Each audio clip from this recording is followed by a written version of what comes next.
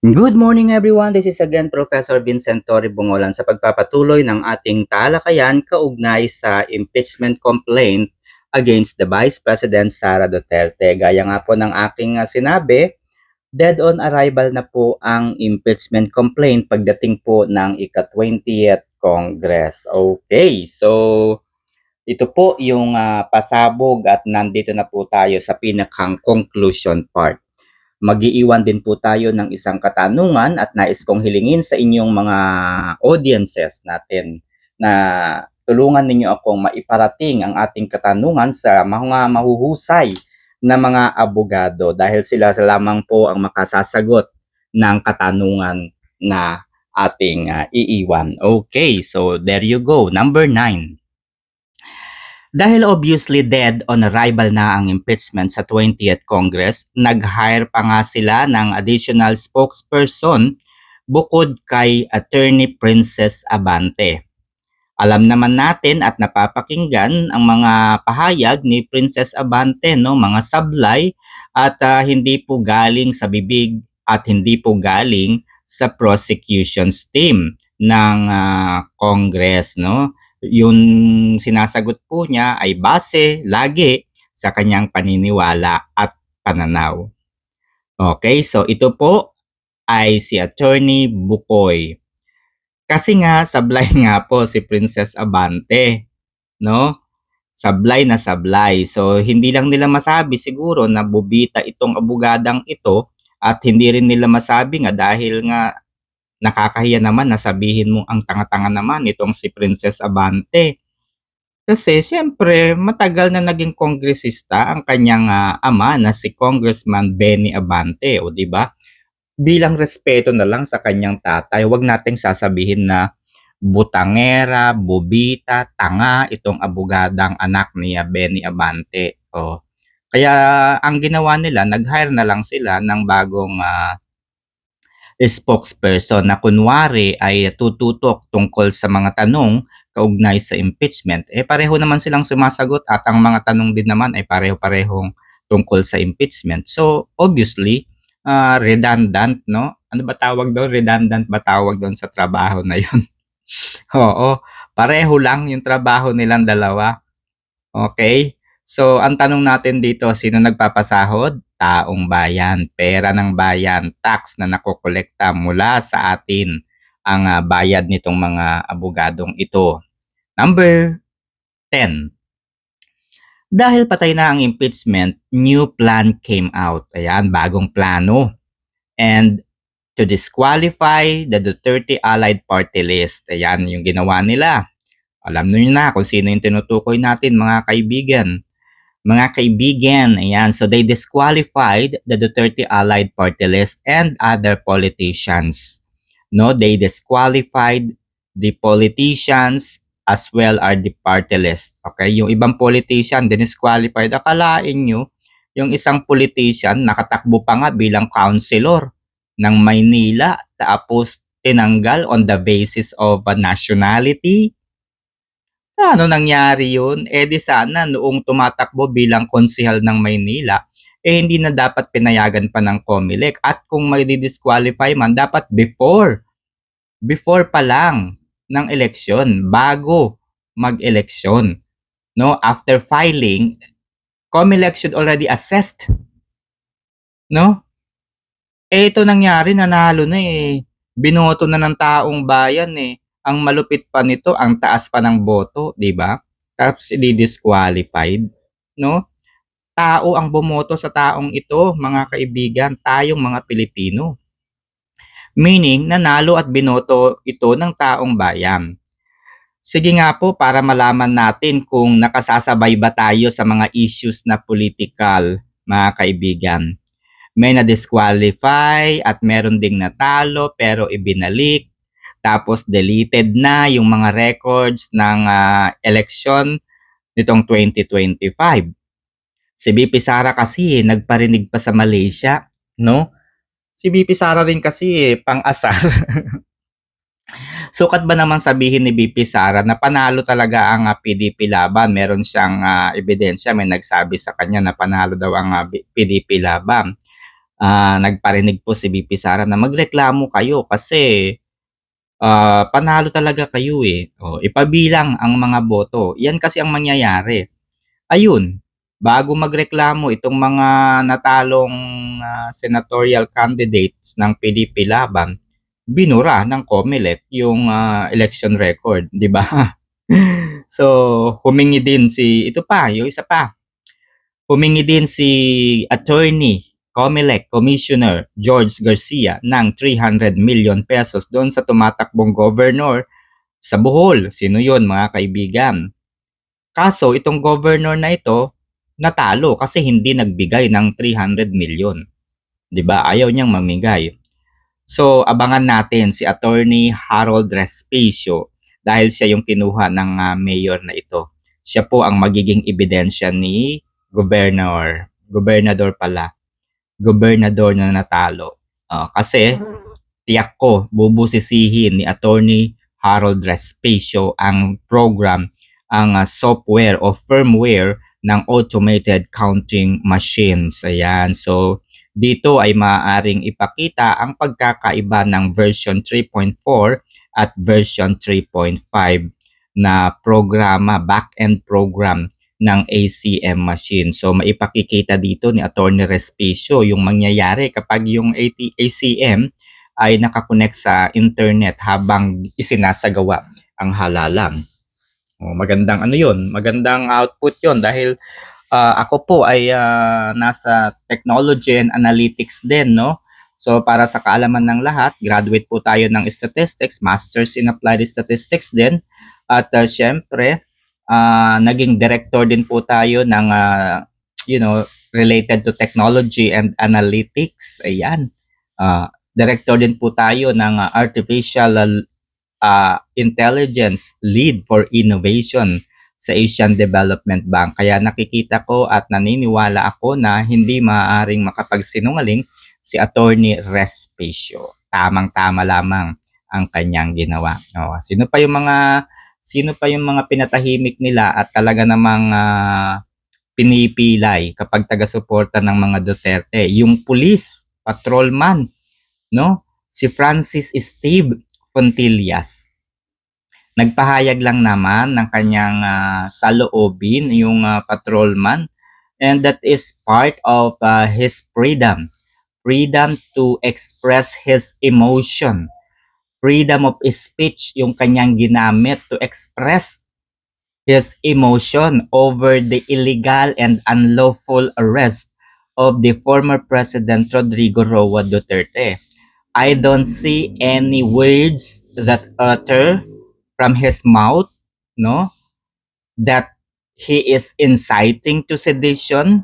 Wala po tayong narinig mula kay Patrolman Francis Steve Fontillas na hinihikayat niya ang maraming tao, maraming Pilipino na mag-revolt against the government, magalit against the government, magwala sa Malacanang. Wala pong ganoon. Ang narinig natin, ang narinig ko mga kaibigan personally is he just voiced out yung kanyang damdamin na sa kanyang palagay illegal ang pagkakaarestong ginawa kay former President Duterte. Hindi po ipinagkaloob kay former President Duterte ang mga karapatang legal at karapatang pantao nito. So galit na galit yung pulis. So alam po kasi ng pulis, malinaw po kay Patrolman Francis Steve Fontillas ang mandato na kanyang sinuong nang siya po ay mag-desisyong maging pulis. Yung mandato po nila is protektahan ang bayan at mga Pilipino. Hindi po protektahan ang amo. Protektahan ang bayan at ang mga Pilipino. Kaya nga sabi nga ni Patrolman Fontillas, kung mali yung iniuutos sa kanya ng kanyang superior, hindi siya susunod. Kahit presidente ka pa. Diba? Malinaw yun. Even though yung order ay coming from the top executive, kung mali at hindi makatao, hindi makatarungan, labag sa batas, labag sa kanilang sumpaang sinumpaang tungkulin yung utos ng Pangulo, hindi niya ito susundin. Malinaw, di ba? Eto pa, number 11. Sa interview ni Benny Abante, tuwang-tuwa siya kasi nga nabaligtad na. Siya pala yung nagreklamo para ipakansela si Joey Uy. Ayan, doon na-interview siya. Panoorin nyo na lamang. If I were not mistaken, si Karen Davila yung nag-interview sa kanya.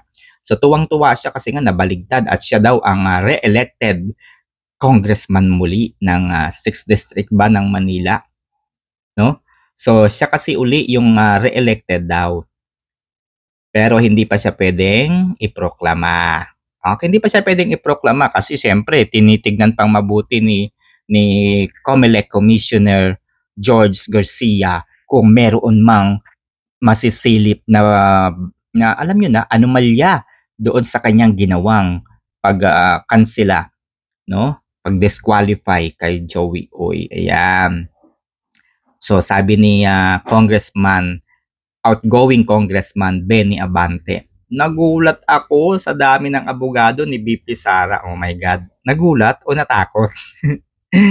Hindi niya kasi maamin na nabahag na yung buntot niya. Kinabahan siya ng malabis-labis, no? Kinabahan siya ng malala. Mga 20 yung kaba niya sa kanyang puso. Kasi nga naman, mga dekalidad, dekalibre ang mga abogado talaga ni Vice President Sara Duterte. Kaya sabi niya, akala ko ba walang pera si VP Sara? Bakit ang dami niyang kinuhang defense counsel? O di ba? Ganun talaga. Presidente, naging presidente yung tatay niya, vice president siya, abogado yung kanyang pamilya. Imposibleng wala siyang pera, kaya yan. 'Di ba? Okay. Sa mga nanonood, tulungan ninyo akong isangguni sa ibang abogado ito. Ito na po yung hinihiling ko mga sirs, mga ma'am, no? In a reality, sa pagsasampa ng kaso, isa sa mga requirements ngayon kaya galit na galit yung mga prosecutors. Pumunta kayo guys, mag-inquire kayo sa mga korte, no? Galit na galit yung mga prosecutors. Galit na galit talaga sila. Bakit? Kasi hirap na sila doon sa bagong rules na binalangkas ng Department of Justice. Okay, dati kasi kapag nag-file ka ng kaso, pwede na yung basta merong probable cause, pwede ka na mag-file ng kaso. Dahil hinala lamang, pwede ka na mag-file. Base sa palagay mo, base sa pagtatansya mo, may krimen na ginawa yung tao, therefore kakasuhan mo na. Pwede kasi yun basta may probable cause na tinatawag. Hindi na po gayon, hindi na po ganun ang requirements ngayon kapag magpa-file ka ng kaso. From probable cause to become certainty of conviction. Okay? Certainty of conviction.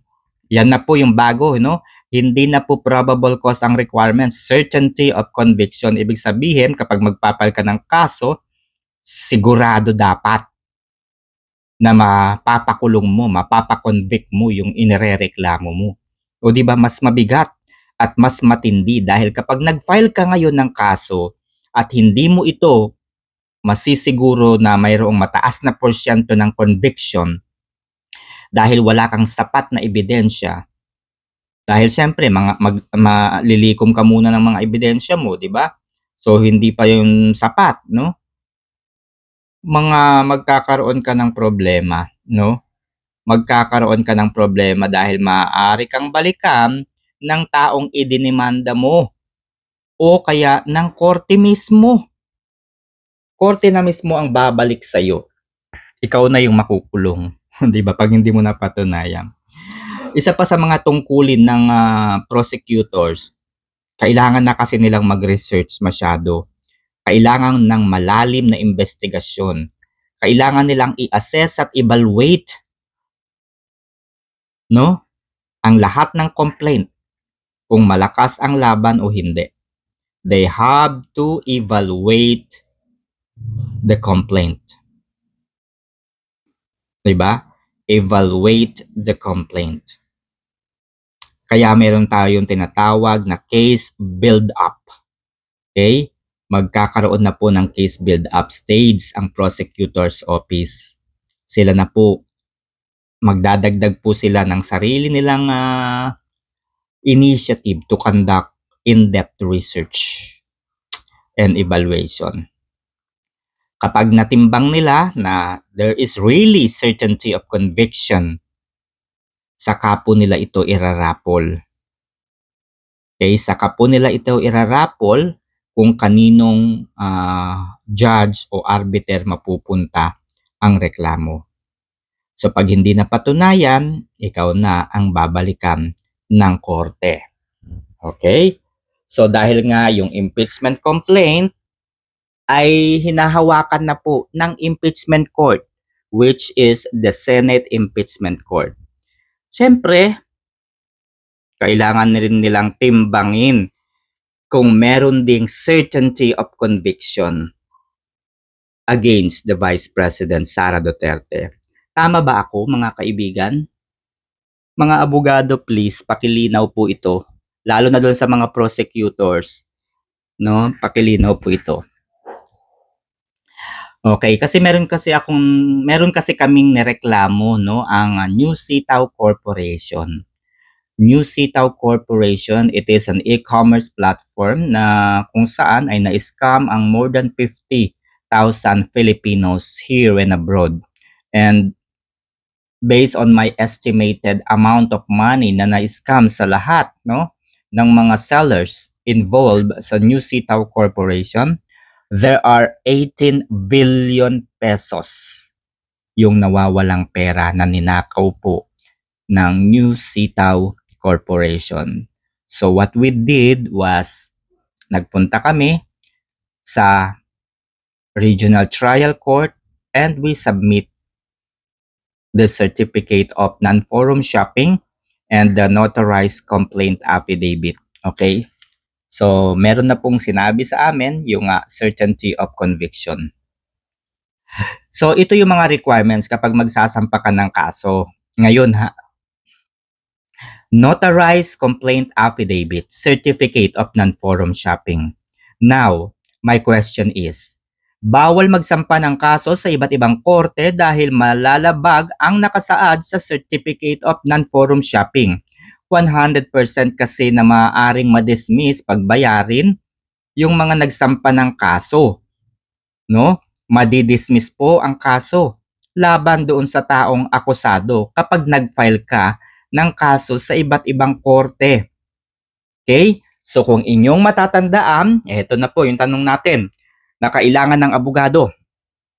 The House of Representatives filed an impeachment complaint against the Vice President Sara Duterte at isa sa mga dahilan na ay ang paglustay di umano ni Vice President Sara Duterte sa 125 million confidential fund nito.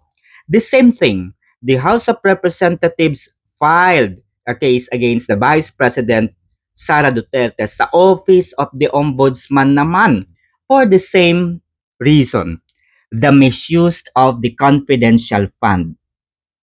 Pinagpapaliwanag nga ngayon ng Office of the Ombudsman si Vice President Sara Duterte kaugnay sa reklamong iniakyat at isinampa ng House of Representatives. So kung inyong titignan at susuriin mga kaibigan, isang kaso ang ipinail sa magkaibang tribunal. Una, sa impeachment court, pangalawa, sa Office of the Ombudsman. This violates the forum shopping, the non-forum shopping. This violated the non-forum shopping. Okay? Meaning, to the same case sa magkaibang hukuman o korte. Therefore, patay na talaga ang impeachment complaint. Okay? At kahit anong laban pa, no, kahit anong kaso laban kay Vice President Sara Duterte, yung mga nakasaad doon sa articles of impeachment at yung nakasaad sa Office of the Ombudsman case, lahat yun wala nang bisa. Okay? Lahat yun wala na, at kahit anong laban kay VP Sara, ang may gawa ay ang House of Representatives din. sila din po ang pumatay. Sila din po ang nagpasimula sa impeachment, sila din ang pumapatay. So, lahat po ng bintang nila kay BP Sara are all because of their dreams to become the next president. Okay? So, nag-hire po sila ng spokesperson upang hindi sa kanila manggaling ang mga isasagot sa mga tanong ng bayan. Pwede kasi nilang sabihin na wala akong sinasabing ganyan o ganito, hindi rin ako na-interview tungkol dyan. Kaya kapag tinanong sila, sasabihin nila, si Princess Abante ang tanungin ninyo. Si Princess Abante ang may sabi niyan, hindi ako. Si Attorney Bukoy ang may sabi niyan. Yun, diba? Yun yung mga sasabihin nilang palusot kapag tinanong sila ng media. Halimbawa, namataan ninyo si Congressman Abante, Congressman Beatrix Luistro, diyan sa mall, ganyan. Tapos tinanong ninyo, sasabihin nila, hindi na kami magsasalita, kausapin nyo na lang si Attorney Princess Abante, si Attorney Bukoy. Sila na yung bahala diyan. Wala na kaming control sa mga sinasabi nila. O, 'di ba? Ganun po ang sasabihin nila. So the blame was transferred to the spokesperson. Anyway, the status of the position ni na Attorney Princess Abante, Attorney Bukoy are all ad interim in nature. Ibig sabihin, pansamantala lamang ang kanilang trabaho. So ang aking final question, sino talaga ang pumapatay at pumatay sa impeachment complaint laban kay Vice President Sara Duterte? Sa susunod na video naman mga kaibigan ay iha-highlights naman natin at pag-uusapan ng mas malalim ang mga impeachable offenses laban kay Pangulong Ferdinand Romualdez Bongbong Marcos Jr. Okay, so yun lamang po mga kaibigan. Kung bago ka lamang sa aking channel, huwag po ninyong kalilimutang mag-subscribe at ibahagi po ang video na ito. Kung meron kayong kakilalang abogado, maaari po ninyong iparinig sa kanya ang ating napag-usapan at magtanong po tayo sa kanila. Dahil hindi po ako eksperto, mas marami pong mas expert pa.